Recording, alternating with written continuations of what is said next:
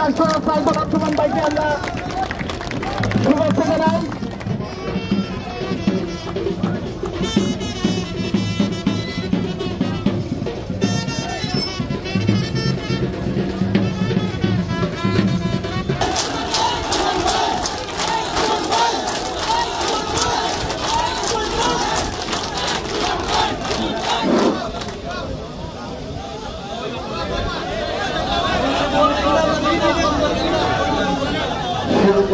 মহান আল্লাহর নামে,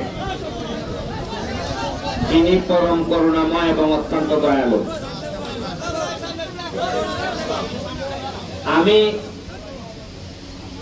আজকে আমি খুবই আবেগপ্রবণ। আমার ভালো লাগতেছে এই কারণে যে আমার জীবনে ব্যারিস্টার হয়ে এমপি হয়ে প্রায় 4-5 মাস হয়ে গেছে।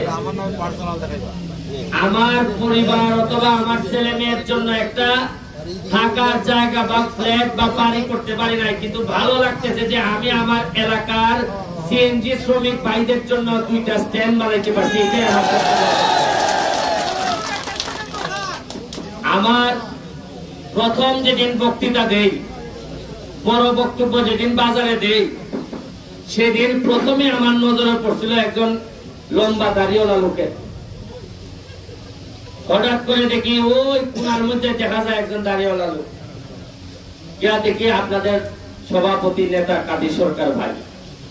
আমি সেদিনই কাদির ভাই নাম নিয়েছিলাম ওই মিটিং এর মধ্যে, যেহেতু আধ্যাত্মিক ভাবে ওই দিন নজর পড়ছিল কাদির ভাইয়ের দিকে। এই জন্য নির্বাচনের পরে এমপি হওয়ার পরে উন্নয়নের নজরও পড়ছে কাদির ভাইয়ের সিএনজি দিকে। শুনেন, এমপি হিসাবে আপনাদের কষ্ট আমি অনুভব করি না, ব্যারিস্টার হিসাবে আপনাদের কষ্ট আমি অনুভব করি না। ব্যারিস্টার হইতে গিয়ে লন্ডনে প্রতিদিন 8 ঘন্টা ট্রলি ঠেলতাম, আর 5 ঘন্টা মানুষের বাড়িতে বাড়িতে ডেলিভারি ম্যান হিসাবে ডেলিভারি দিতাম খাবার। ওই সময় আমি বুঝতাম যে 8 ঘন্টা পরে 5টা মিনিট কাম করতে শরীর চলতো না।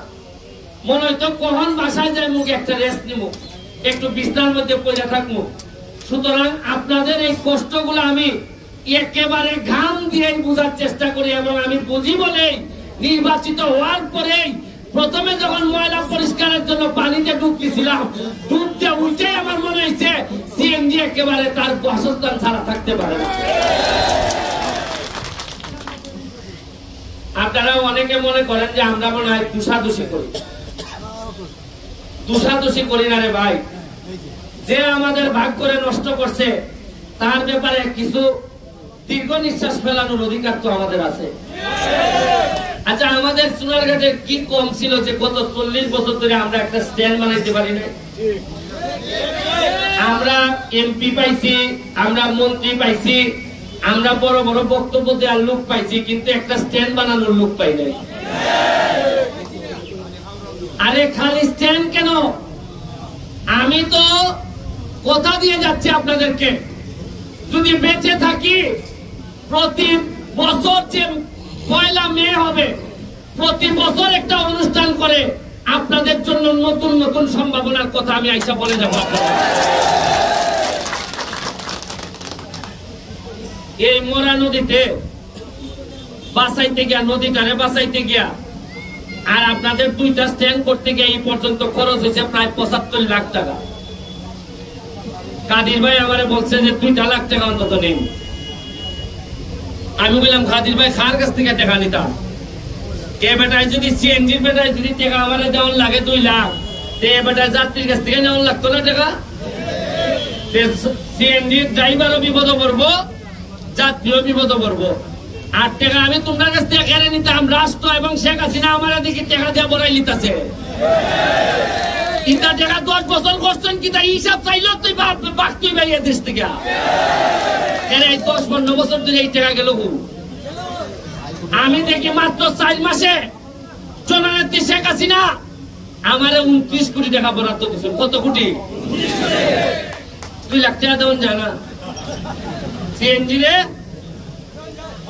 এর লাগে আমি নির্বাচনের সময় বসলাম, মজা মারে মজা ভাই, আর আমরা খালি বইটা ভাই।